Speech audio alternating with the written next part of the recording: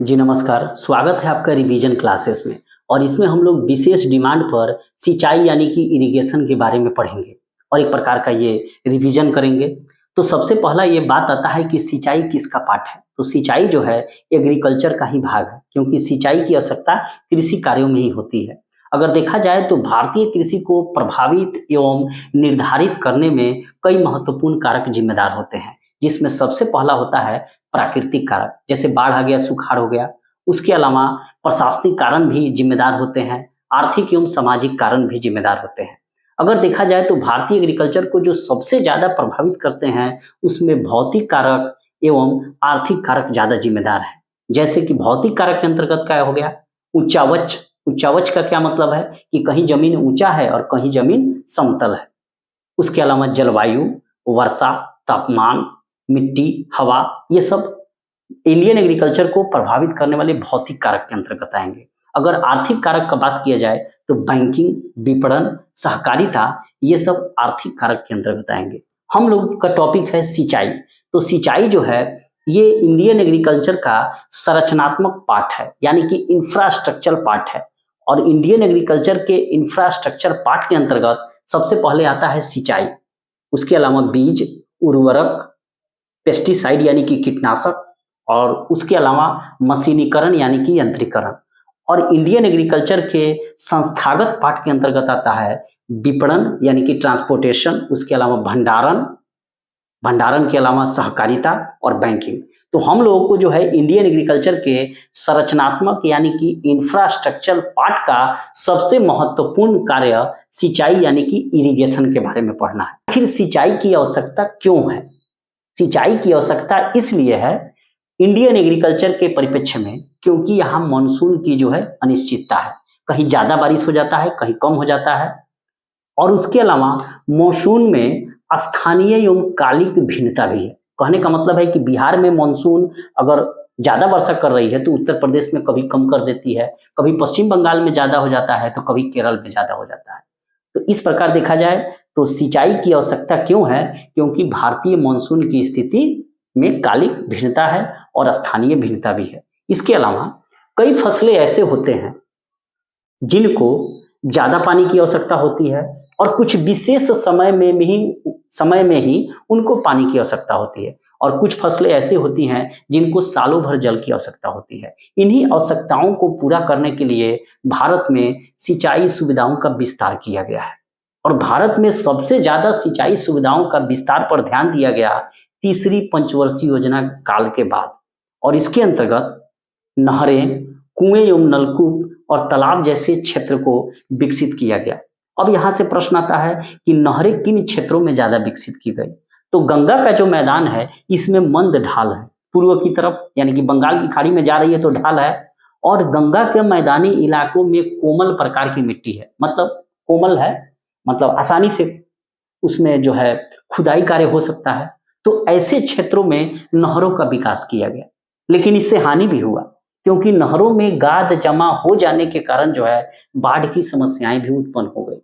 उसके अलावा ज्यादा जल जमाव होने के कारण मिट्टी जो है वो नमकीन होता जा रहा है, यानी कि मिट्टी जो है लवणीकरण होता जा रहा है। ये भी इंपॉर्टेंट प्रश्न है ऑब्जेक्टिव टाइप का, कि मिट्टी का नमकीन होना किसके कारण है? तो जल जमाव के कारण। और इसके अलावा जो है भारत के जो किसान है वे गरीब हैं। तो गरीबी के कारण किसान जो है नहरों का तो खुदाई नहीं करवा सकते हैं। तो उनके लिए आसान क्या है? कम खर्च में तालाब खुदवा लेंगे, कुएं खुदवा लेंगे, पंप सेट लगवा लेंगे। और इन तालाब, कुओं, पंप सेटों की आवश्यकता कब पड़ती है? जब सूखा की स्थिति पड़ा हो। और जब सूखे की स्थिति पड़ा हो तब ये लोग जो भारतीय किसान हैं, गरीब किसान, ये कुओं में जाते हैं तो कुएं भी सूख गया होता है, तालाब भी सूख गया होता है। और पंप सेट से जब पानी निकालने का प्रयास करते हैं तो उससे भी पानी की मात्रा कम मिलती है या मिलती ही नहीं है।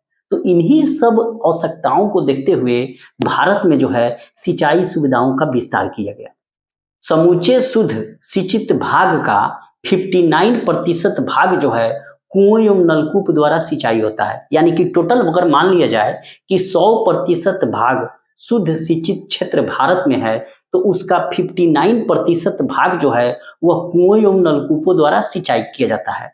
और 25% भाग जो है नहरों द्वारा सिंचाई किया जाता है और 3.5% भाग जो है वो तालाबों द्वारा सिंचाई किया जाता है। उत्तर भारत का जो जलोढ़ मैदान का इलाका है, इधर जो है नहर, तालाब एवं कुओं के द्वारा सिंचाई किया जाता है और दक्कन का पठारी भाग जो रवेदार सैलों का क्षेत्र है, उधर जो है तालाबों से सबसे ज्यादा सिंचाई होती है। अगर नलकूपों यानी कि पंप सेट से सर्वाधिक सिंचित राज्य के बारे में पूछा जाए तो उत्तर प्रदेश का प्रथम स्थान आता है, जहां सबसे ज्यादा नलकूप यानी कि पंप सेट से सिंचाई होती है 28% भाग पर। उसके बाद राजस्थान की बारी आती है, जहां नलकूपों से जो है 12.5% भाग पर सिंचाई होती है और उसके बाद मध्य प्रदेश का स्थान आता है, जहां नलकूपों से 10.5% भाग पर सिंचाई होती है। अगर परसेंटाइल का पूछा जाए कि नलकूपों से सबसे ज्यादा प्रतिशत क्षेत्र में किस राज्य में सिंचाई होती है, तो गुजरात में होती है। इसको आप लोग ध्यान रखिएगा। इसके अलावा जो तालाबों से सिंचाई का जो काम है वो विशेषकर दक्षिण भारत के राज्यों में होता है। अब हम लोग चलते हैं कि भारत में सिंचाई के प्रचलित साधन कौन कौन से हैं। सिंचाई के अन्य प्रचलित रूपों के बारे में अब हम लोग पढ़ेंगे, जिसमें सबसे पहला आता है सतही सिंचाई। सतही जल का क्या मतलब होता है? सतही जल का मतलब होता है जैसे भूमि पर उपलब्ध पोखरा में यानी कि तालाबों में, नहरों में, नदियों में, नालों में, गड्ढों में उपलब्ध जल को कृषि भूमि तक जो है गुरुत्वाकर्षण का उपयोग करके पहुंचाया जाता है और इसे हम लोग बाढ़ सिंचाई भी कहते हैं। क्लियर है? यानी कि सतही सिंचाई को हम लोग बाढ़ सिंचाई कहते हैं और इसमें खेतों तक जल को गुरुत्वाकर्षण का उपयोग कर पहुंचाया जाता है और इसे बाढ़ सिंचाई कहते हैं। दूसरा आता है स्थानीकरण या लक्षित सिंचाई यानी कि इंट्रीग्रेटेड इरिगेशन और इसमें जो है जल पाइप के माध्यम से कम दबाव पर कृषि भूमि तक जल को पहुंचाया जाता है। ध्यान रखिएगा, यानी कि लक्षित सिंचाई का ही ठीक उल्टा रूप स्प्रिंकलर सिंचाई है। स्प्रिंकलर सिंचाई में क्या किया जाता है कि जल को पाइपों के माध्यम से हाई प्रेशर पर पहुंचाया जाता है, उसे हम लोग स्प्रिंकलर सिंचाई कहते हैं। और लक्षित सिंचाई में जल को पाइपों के माध्यम से कम प्रेशर पर पहुंचाया जाता है। इसको ध्यान रखना है। तीसरा विधि आता है ड्रिप सिंचाई। ड्रिप सिंचाई को ही हम लोग टपक सिंचाई के नाम से जानते हैं और इसमें पौधे की जड़ों तक बूंद बूंद करके जल को पहुंचाया जाता है, जिससे जल की हानि कम होती है। किसमें? टपक या ड्रिप सिंचाई में। यहाँ ये फायदा होता है कि आधुनिक कृषि में ड्रिप सिंचाई का प्रचलन व्यापक रूप से बढ़ रहा है और ड्रिप सिंचाई में जल की बूंदों के साथ उर्वरक को मिलाकर पौधे की जड़ों तक पहुंचाया जाता है और इसे हम लोग फर्टिगेशन कहते हैं। देखिए कितना काम है, दो काम हो गए, एक तो जल पहुंच गया और दूसरा उर्वरक भी पहुंच गया।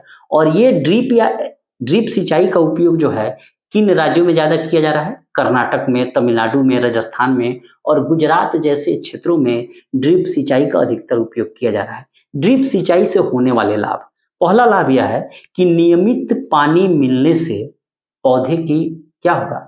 वृद्धि होगा, विकास होगा और जिससे एग्रीकल्चर के क्षेत्र में प्रोडक्शन एवं प्रोडक्टिविटी दोनों बढ़ेगा। जल का तो बचत होगा क्योंकि बूंद बूंद करके जो है पौधों की जड़ों तक पानी को पहुंचाया जा रहा है और इससे एक फायदा और होगा कि जब जड़ में ही पानी पौधों को मिलेगा तो आसपास का एरिया जो होगा उस पौधे का वो सूखा रहेगा और जब सूखा रहेगा तो खरपतवार नहीं होंगे, अर्थात पेस्टिसाइड का भी उपयोग कम होगा। साथ ही उर्वरकों की भी बचत होगी, जब पानी के साथ उर्वरक मिलाकर सिर्फ जड़ों पर देंगे प्रोडक्शन प्रोडक्टिविटी तो बढ़ेगा ही, साथ ही मिट्टी का अपरदन भी रुकेगा क्योंकि जितना हो सकता है उतना ही हम पानी दे रहे हैं।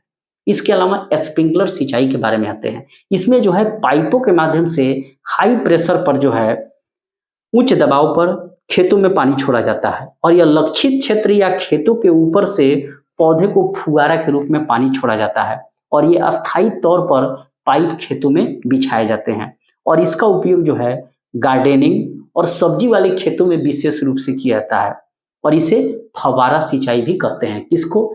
स्प्रिंकलर सिंचाई को।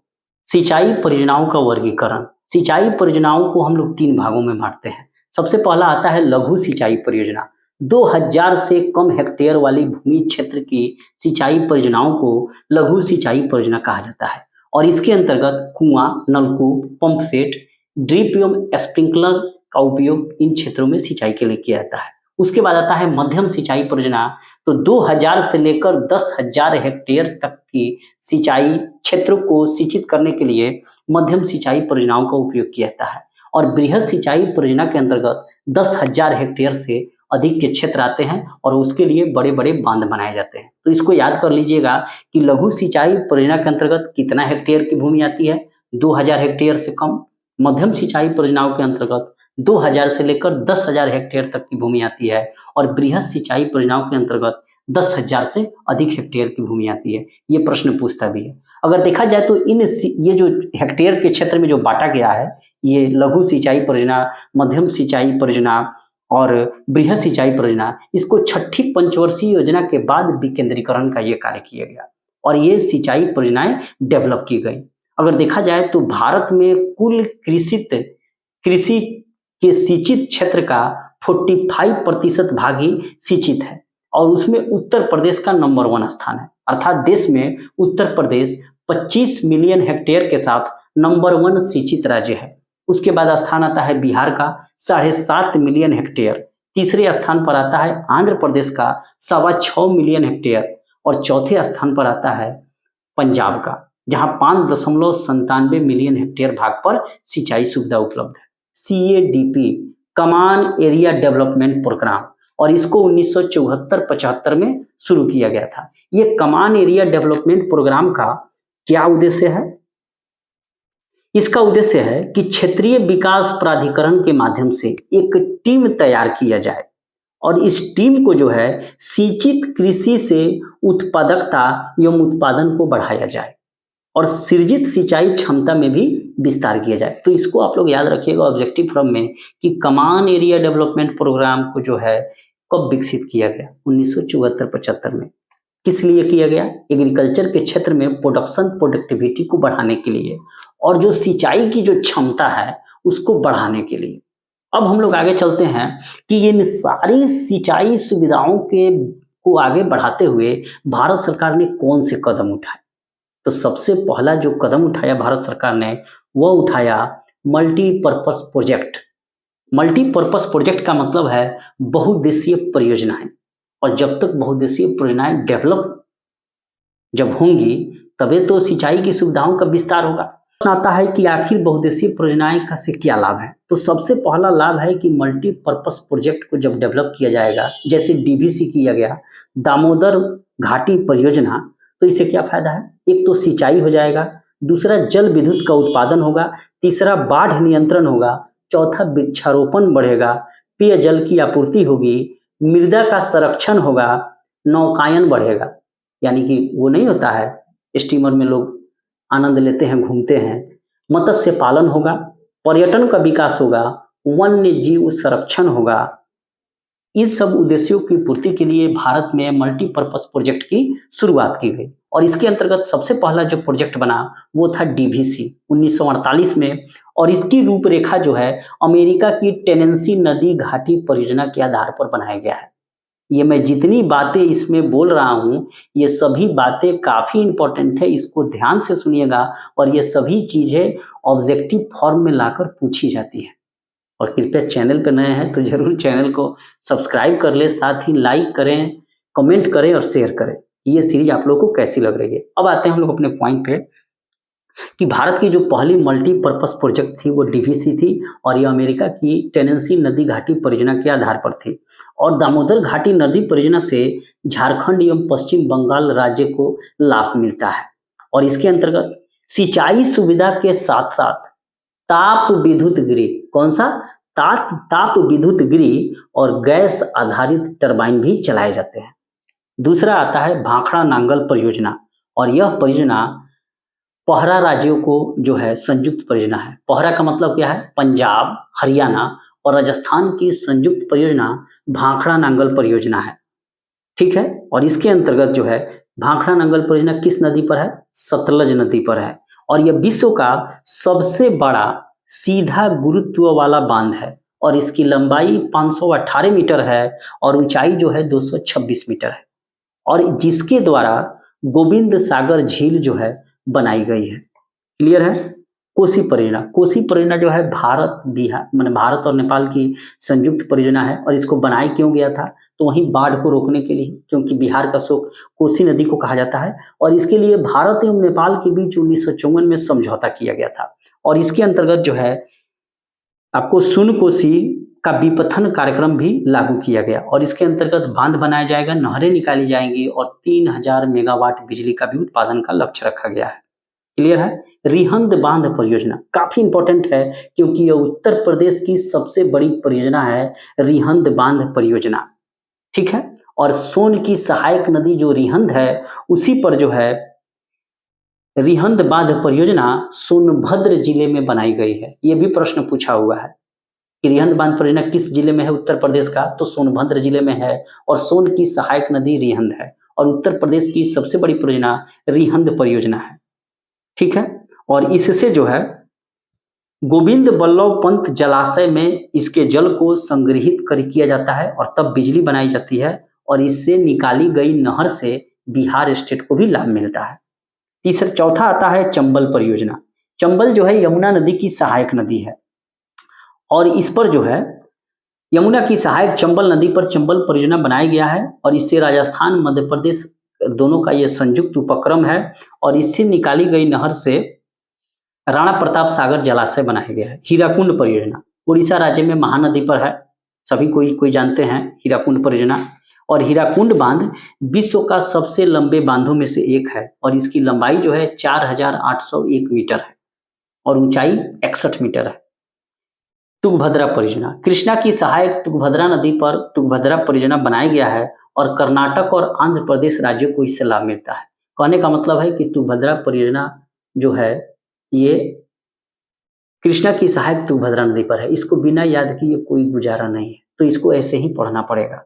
हीराकुंड परियोजना जो है उड़ीसा में है, तुंगभद्रा परियोजना कृष्णा की सहायक तुंगभद्रा नदी पर है और यह कर्नाटक आंध्र प्रदेश राज्यों की संयुक्त उपक्रम है और इस परियोजना के अंतर्गत मामल्लपुरम में एक बांध बनाया गया है। नागार्जुन सागर परियोजना कृष्णा नदी पर नलगोंडा जिला आंध्र प्रदेश में है और इससे जवाहरलाल नेहरू और लाल बहादुर शास्त्री नामक नहरें निकाली गई हैं। तो यहाँ से ये बार बार पूछा जाता है कि जवाहरलाल नेहरू और लाल बहादुर शास्त्री नहरें किस से निकाली गई हैं? तो कृष्णा नदी से निकाली गई हैं, नागार्जुन सागर बांध परियोजना से। गंडक परियोजना यह उत्तर प्रदेश और बिहार राज्यों की संयुक्त परियोजना है और इसका कुछ लाभ जो है नेपाल को भी दिया जाता है। उसके अलावा ब्यास परियोजना भी जो है पोहरा है, यानी कि पंजाब, हरियाणा और राजस्थान राज्यों की संयुक्त परियोजना है और इंदिरा गांधी नहर में जाड़े में नियमित जलापूर्ति बनाए रखने के लिए ब्यास नदी पर धौलाधर पहाड़ियों में पोंग बांध बनाया गया है। काफी ध्यान से सुनिएगा कि ब्यास परियोजना जो है पंजाब, हरियाणा, राजस्थान की संयुक्त परियोजना है और इसके अंतर्गत इंदिरा गांधी नहर में जाड़े के दिनों में जलापूर्ति बनाए रखने के लिए धौलाधर पहाड़ियों पर पोंग बांध बनाया गया है। तो ये काफी इंपॉर्टेंट पूछा जाता है एक प्रश्न कि पोंग बांध किस नदी पर है? तो ब्यास नदी पर है। थीन बांध किस नदी पर है? तो रावी नदी पर है। मयूराक्षी परियोजना जो है पश्चिम बंगाल में है और मयूराक्षी हुगली की सहायक नदी है और इसी पर जो है कनाडा बांध बनाया गया है। कौन सा बांध बनाया गया है मयूराक्षी नदी पर? कनाडा बांध। मयूराक्षी नदी किसकी सहायक नदी है?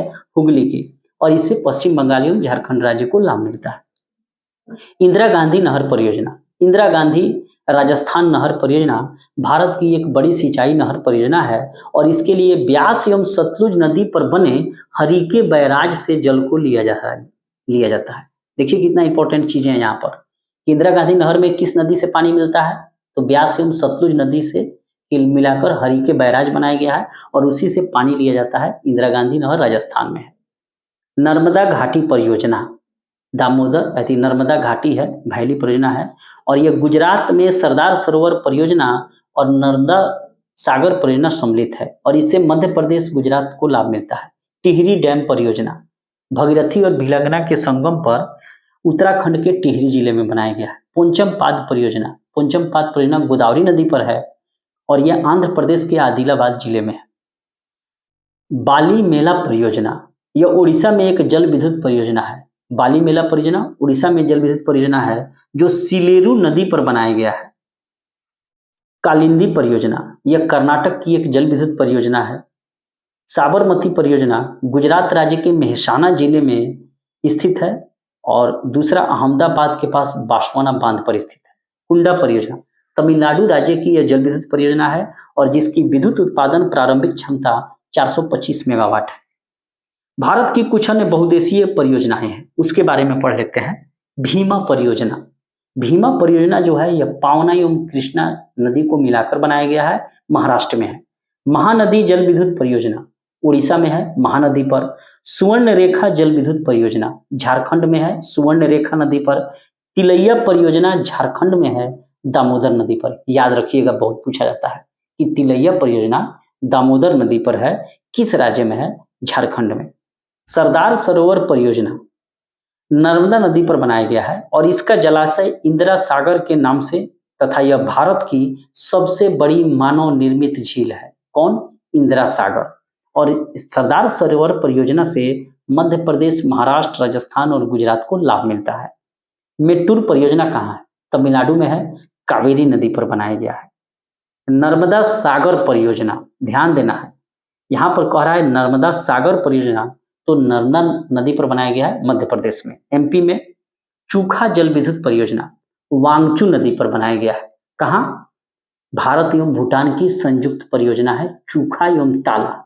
तो चूखा परियोजना जो है भारत भूटान की, यह वांगचू नदी पर बनाया गया है।